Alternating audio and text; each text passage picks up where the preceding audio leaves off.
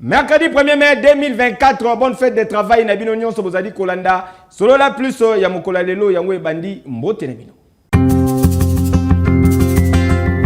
Après tête à tête entre président de la République française Emmanuel Macron et la République démocratique du Congo, son excellence Félix Antoine Tshisekedi Tshilombo, les deux autorités se livrent qui n'a presse pour nous dire ça boye. Président de la République démocratique du Congo, chef de l'État, son excellence Félix Antoine Tshisekedi Tshilombo Fachi Beton, et homologue naïe français Emmanuel Macron, restitué qui na presse compte tenu ya tête à tête na bango, ya mardi 30 avril eleki na palais ya Élysée na France. Prenons parole en premier. Emmanuel Macron a promis qui homologue naïe congolais que France a kobunda pour na retour ya kimia na est de la République démocratique du Congo après près ya 3 décennies ya chaos. Enfin, votre visite intervient, je l'ai évoqué, dans un contexte particulièrement tragique pour le peuple congolais. Nous en avons évidemment longuement parlé avec le président à l'instant. La population de l'Est de la RDC souffre depuis maintenant 3 décennies des conflits armés, des déplacements de population et des ingérences étrangères. La France continuera à se battre pour qu'elle ne soit pas oubliée et qu'une solution soit trouvée. Et vous recevoir, passer le temps que nous avons passé à parler en détail de ce qui se joue, c'est aussi redire très clairement qu'il ne peut pas y avoir de double standard et que nous qui défendons l'intégrité territoriale en Europe, nous la défendons aussi sur le continent africain. Dans ce contexte particulièrement douloureux, je veux évidemment réexprimer notre solidarité avec le peuple congolais et rappeler ici la position de la France. D'abord, la France ne transigera jamais sur l'intégrité territoriale et la souveraineté de la RDC. Ensuite, nous n'avons aucune difficulté à pointer les responsabilités. Je vais le dire avec la plus grande clarté possible, la France condamne fermement l'action de tous les groupes armés, et particulièrement l'offensive du M23, qui doit cesser les combats et se retirer de l'ensemble des territoires qu'il occupe. Tous les groupes armés, je dis bien tous, doivent être désarmés progressivement, démobilisés. Et c'est un recours plein et entier à votre souveraineté qui doit s'en suivre. Le Rwanda, je l'ai redit au président Kagame dans un échange récent, doit cesser son soutien au M23 et retirer ses forces du territoire congolais. Je lui ai redit et je le rappellerai dans les prochains jours. Et l'urgence est à la désescalade. Il est également important, dans le même temps, de lutter contre les discours de haine et l'action des anciens génocidaires du FDLR. Et je veux vous remercier pour les engagements très clairs que vous avez pris, pour à la fois agir de manière très concrète et assumer politiquement la lutte contre les FDLR, et nous engager la communauté internationale et les forces onusiennes pour accompagner le processus, évidemment, de DDR de cette force. Aucune de ces forces n'a quelque légitimité que ce soit. La seule force armée qui peut et doit opérer sur votre territoire, ce sont les forces armées de la RDC. De son côté, son excellence Félix Antoine Tshisekedi Tshilombo a communiqué qui peut boyer. Mais ce qui a le plus retenu mon attention, c'est l'engagement encore plus grand de la France aux côtés du peuple congolais, surtout dans ce que nous subissons comme guerre injuste qui nous est imposée par le Rwanda, qui soutient le M23. Et je pense qu'avec les discussions qu'on a eues aujourd'hui, une lueur d'espoir pointe à l'horizon. On peut compter, je peux le dire, c'est un risque que je prends, mais je l'assume. On peut dire qu'on peut compter sur la France qui sera à nos côtés pour trouver cette paix. Parce que de la paix dépendra maintenant beaucoup d'autres choses, notamment le développement par l'investissement des opérateurs économiques français dans tout ce qu'il y a comme opportunité à saisir en République démocratique du Congo. Ici, on a parlé des minerais critiques, mais on a également parlé des infrastructures et principalement du grand projet d'Inga, ce projet qui me tient à cœur et qui a beaucoup d'intérêt manifesté en ce moment. Et la France veut être aux premières loges pour nous accompagner dans la réalisation de ce projet. Je crois que nous avons eu une très très belle discussion et moi de mon côté je peux dire j'ai eu un excellent séjour. Avant de rencontrer le président Macron, j'ai rencontré plusieurs représentants de la classe politique française, des institutions françaises et ça s'est très très bien passé au Sénat, à l'Assemblée nationale et ce matin au ministère de la Défense. Je repars très satisfait et très optimiste quant à l'avenir des relations franco-congolaises. Que vivent d'ailleurs ces relations franco-congolaises. Monsieur le Président, encore une fois, merci. Pour un rappel, chef de l'État de la République démocratique du Congo, son Excellence Félix Antoine Tshisekedi Tshilombo, a se rendaki na ministère de la Défense de la République de France na matinée ya mokolo ya mardi 30 avril 2024. Excusez-moi, mais nous, on a un train de retard, on n'a pas participé au dîner, alors je voudrais commencer... Au cours d'un point de presse tenu na palais Élysée na France, son Excellence Félix Antoine Tshisekedi Tshilombo, président de la République démocratique du Congo, a talisaki possibilité ya ko négocier topé ko solola na Paul Kagame, président rwandais, soki kaka alongoli ba troupe na ye na sol congolais bozobalite. Ce qu'avait dit le président Sarkozy il y a quelques années était peut-être sujet à débat en ce moment-là. Mais je pense que beaucoup d'eau a coulé sous les ponts depuis lors. Et aujourd'hui, la situation est totalement différente. Je suis moi-même témoin vivant de ce que je vais dire. Lorsque je suis arrivé à la tête de ce pays, j'ai tendu la main à tous nos voisins. J'ai fait le tour, on en a 9, je les ai tous vus, particulièrement le Rwanda et l'Ouganda, pour tirer un trait sur nos tensions du passé. Et nous avons expérimenté ce dont avait parlé le président Sarkozy, c'est-à-dire cette coopération sur des projets, des joint ventures,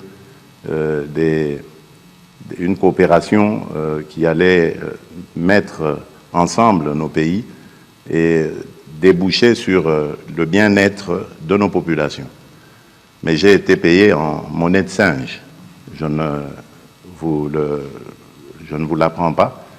Vous le savez, nous avons été poignardés dans le dos par le Rwanda qui, au lieu de se contenter de cette proposition que je faisais, qui allait garantir une transparence dans nos échanges et garantir aussi le principe gagnant-gagnant dans cette collaboration, ils ont préféré continuer ce trafic illicite qu'ils mènent sur le sang du peuple congolais.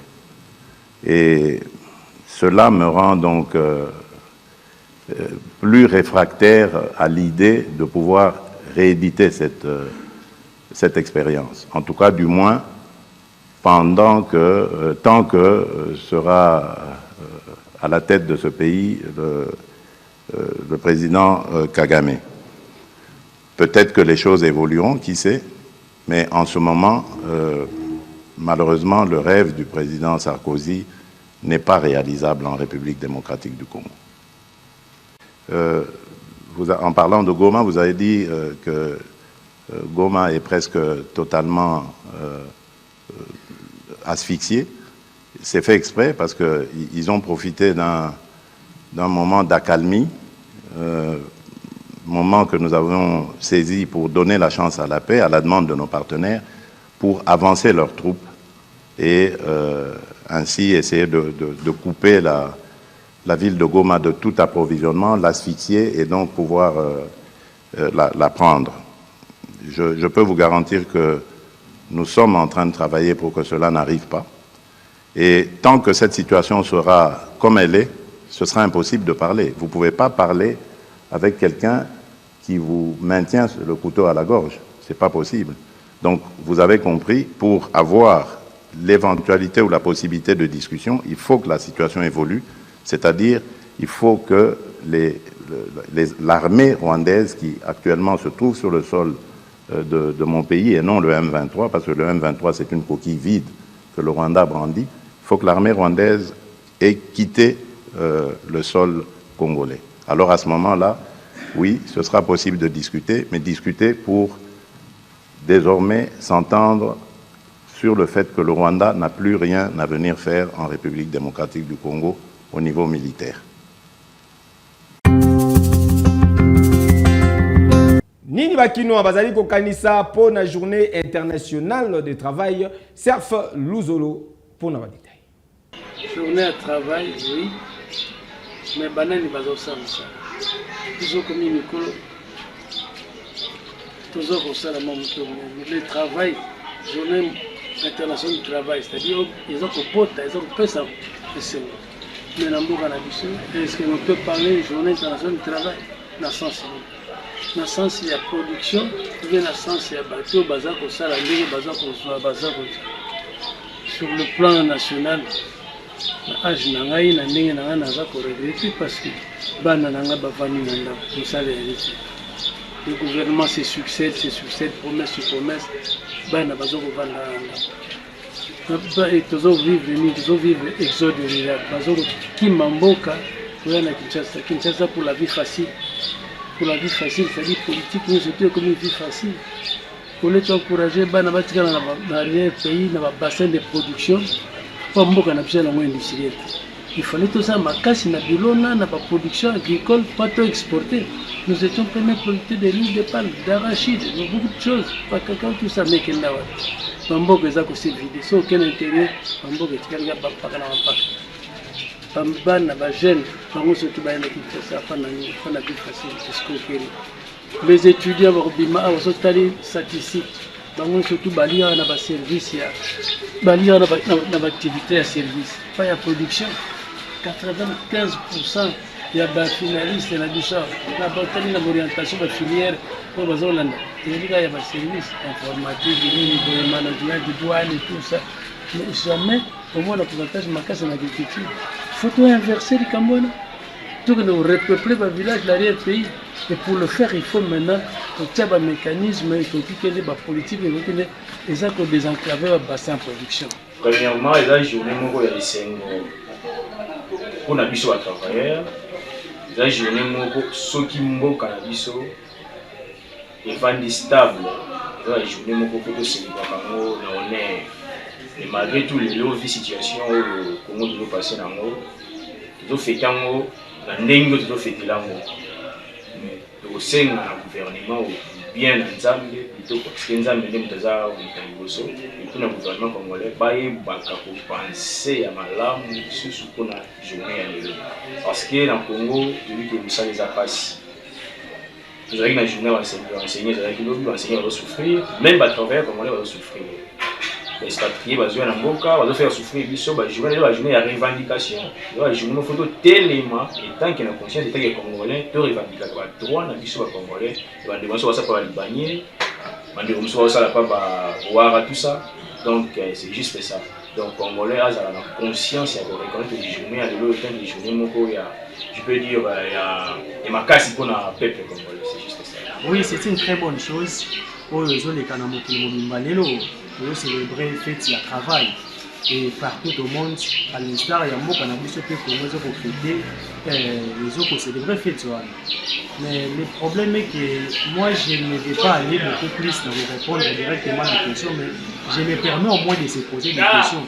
Il y a pour benga bateau, pour remettre une question, il y a pour ceux qui réellement travaillent et ça digne de célébrer dans beaucoup de choses. Est-ce que le travail est bel et bien respecté dans notre pays? Est-ce que les travailleurs sont bel et bien respectés dans notre pays?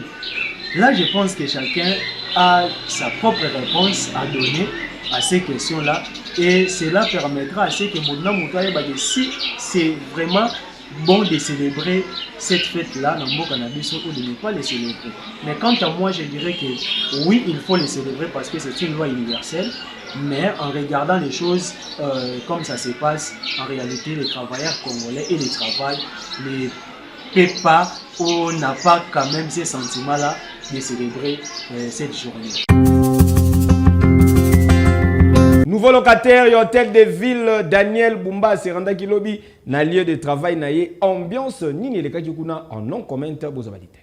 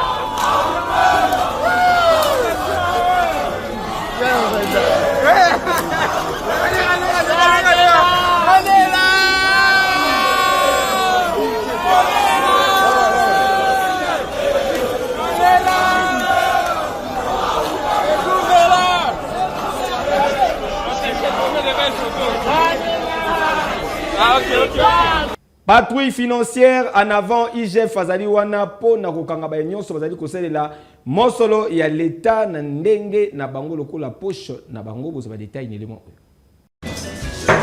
André du financier soit de ma bloqué. On a monsieur de service? Non. Oh ya bon marché. Ko sala professionnel. OK le petit gars ouais là. Mais DG, on va voir des analyses. Non. C'est DG qui parle. C'est le DG qui parle. Un bon gars d'État. DG. Merci papa. Ma copine,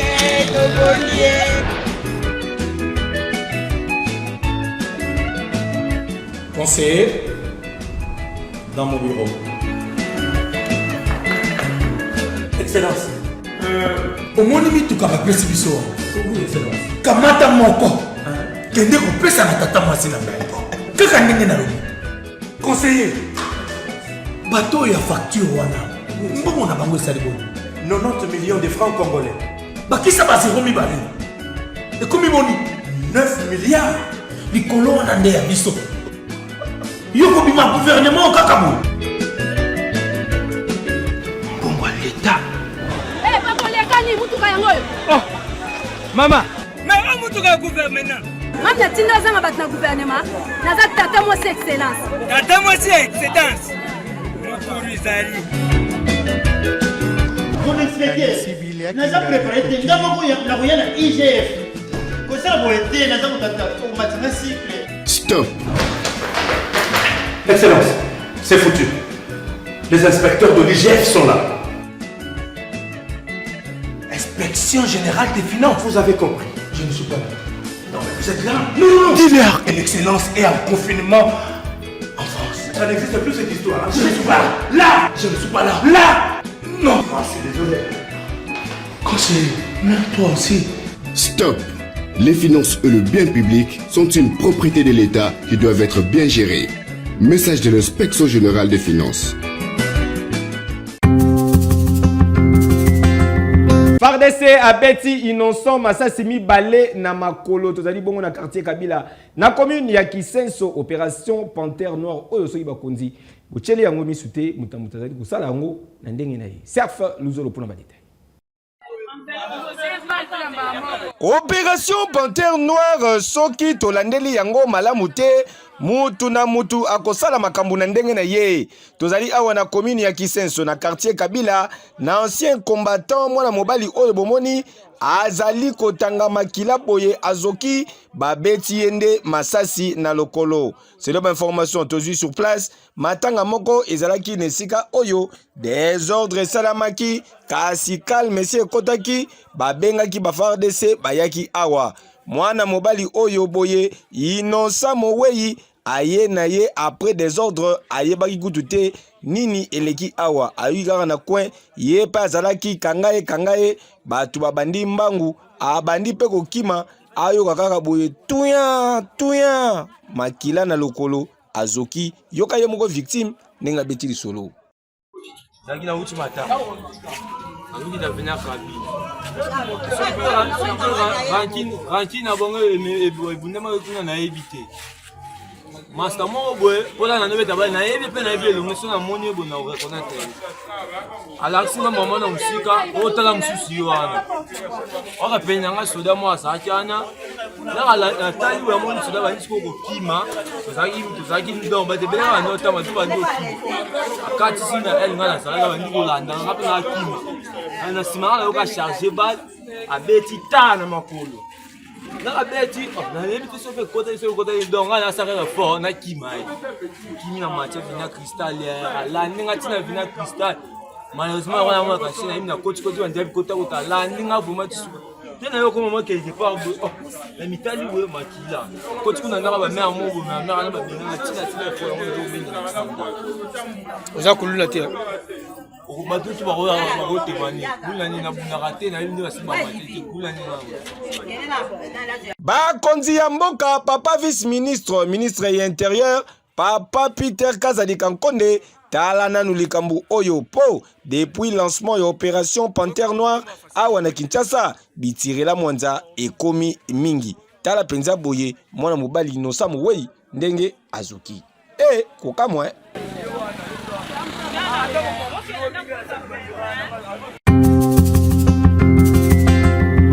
na commune ya Kasavubu na Irebu batailleur bazali kolela mpiaka eleki activité na bango zali kotambola malamu te. Fiston Pero reportage. Tozali na commune ya Kasavubu plus précisément na avenue Irebu couloir oyo mobimba ekenda sango na Kinshasa po eyebana na kombo ya couloir ya batailleur ya Gambela. Tika na yebisa bino ke awa ba apprenti bazalaka te ba véritable spécialiste ya couture pe modéliste batondi awa surtout na domaine ya bongola taille. Tika na yo je muke pona bango ata veste na yo eza ya taille ya 4XL bakokomisela yango M.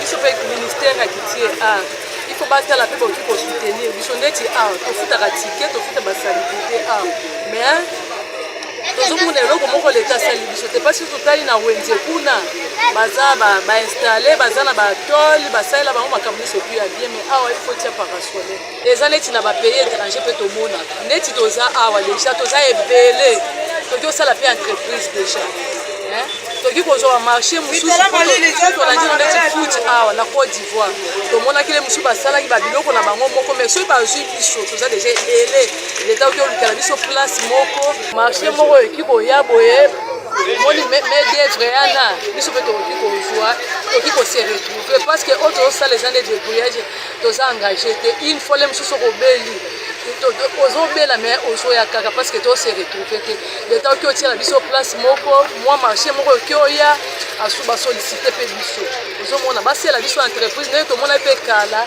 bato nde banda kotravaille mpe basociété mpe banda kozala bazali na besoin mpe bakutire mpe banda kotravaille mais awa neti tozosala biso moko tose retrouve te yaka place donc ezaka tozodébrouille na biso na musala nyonso ba difficulté ezangaka te awa batalisi ya bango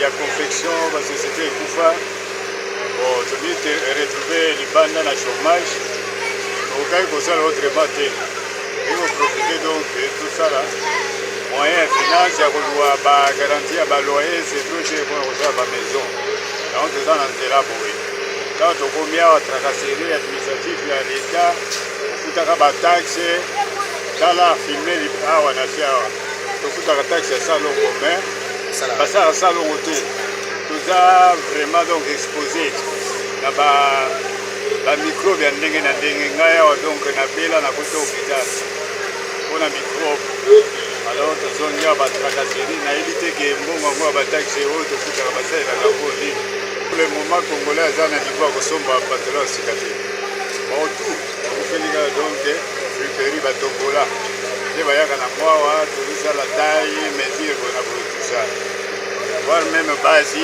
bazokoka te donc tozosala donc kaka bacouture ya simple moto aza na makoki ya kosala eloko moko ya malonga eza te bakupe mpenza ekomi rare ezaka te ekomi kaka biloko ya kobamba batokola kocontinue tout ça suite ya possibilité bato baza na possibilité te po badifficulté tozokutana yango makasi misala par rapport ndenge ezali kala na lelo eza ndenge moko te badifficulté eza parce que bato misala balingi kaka le mosu moto azwa lelo kala nde tosala batele ezalaka express babengaka express mais awa bafutaka mpe express te baofutaka prix normal le mosusu moins vi ya conjoncture ya mboka ndenge tozala ndenge mosala ezalaki mpe tose retrouve tala awa kobanga na yo te ata mbati eza ya père Aleki ata eza ya papa Bouro yaka nango awa il suffit kaka obelela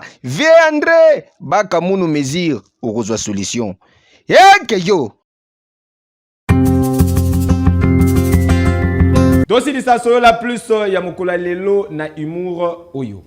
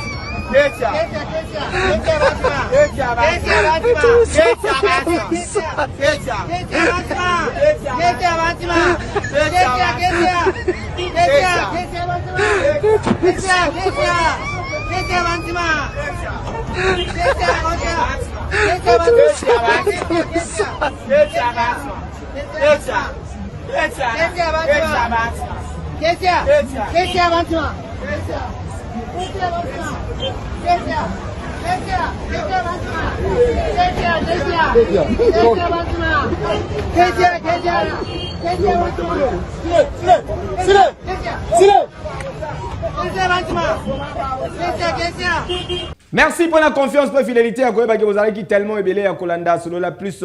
Yamokola Lelo Botika, to souhaiter joyeux anniversaire na maman Marie-Thérèse Nunga, maman chérie Motama et la Moukio du bonheur. Profitez bien na mokolo na yo. Bonne fête de travail Nabino Nyonso, pas travailleurs du monde entier, en particulier la République démocratique du Congo. Bonne fête de travail na messieurs arrobase Mukuna les Parzouria de la République, autorité morale de la jeunesse congolaise. Bonne fête de travail na travailleurs nyonso. Il y a communication plus télévision. Vous allez qui tellement belé. Il y a Kolanda Bisso. Merci pour la confiance, peu fidélité. Vous savez pédagi na ba image. Vous ça merci. Na papa na 4B Benilola Azalaki na sima ya caméra. Bondi Vukulu Azalaki na régie finale. Bama tabaki tababa le kalma belé. Ngai na bino tukutani lobi.